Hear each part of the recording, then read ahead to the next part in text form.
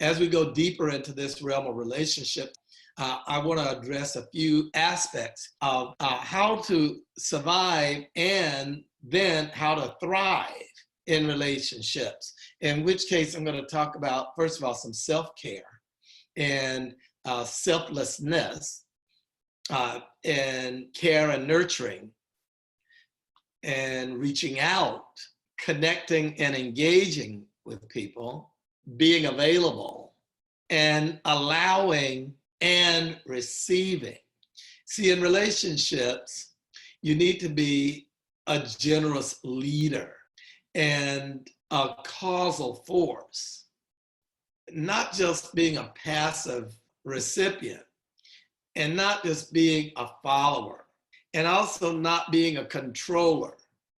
See, being a generous leader in relationships expressed in several ways. One is having a generous leader's head, having a generous leader's heart, having a generous leader's hand.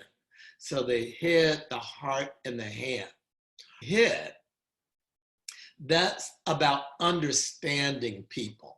In order to really have great relationships, you need to have an understanding of people, not just your personal biases and complaints, but the dynamics of people and some of the basic yearnings of people, and have a respect for that. So you need to understand that about people if you're going to be effective with them. People are also self-interested. Sometimes we could call it selfish to some degree. If they're self-interested, you have to learn how to speak to their needs as well. What do they need? What are they focused on? They get low, they get down emotionally sometimes. And so you have to learn how to encourage people when they're down and low or depressed. And that means you have to listen to what they're not saying. And people also have a yearning to be successful. So you have to find a way to help them win, because as they win, they will also help you win.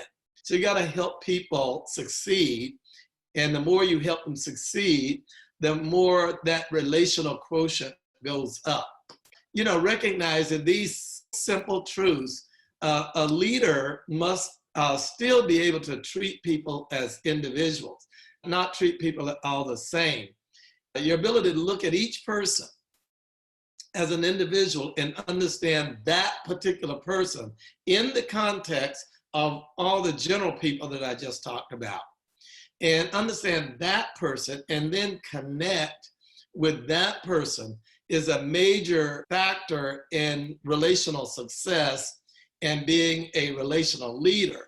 Is connecting with each person individually and separating that one from the crowd. Now, understand how the crowd works, understand how the herd works, but you got to separate each one from the herd and understand that individual person as well. The other thing I would talk about is the heart, a generous leader's heart. That means to love people and to love on people. You know, there are many, many people who are going through life as leaders and they don't listen to people. They don't give people the love that people are looking for.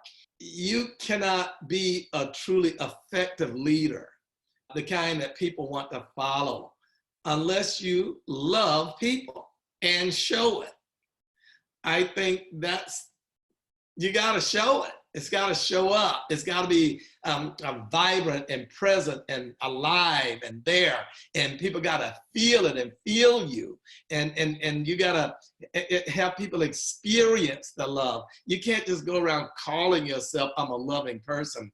You got to actually have it show up and be present in the space. And people can feel it viscerally and emotionally, and your love, seeps into the spaces and it permeates all things, and you just get to be the being of love. And as you do that, people tend to magnetize you and follow.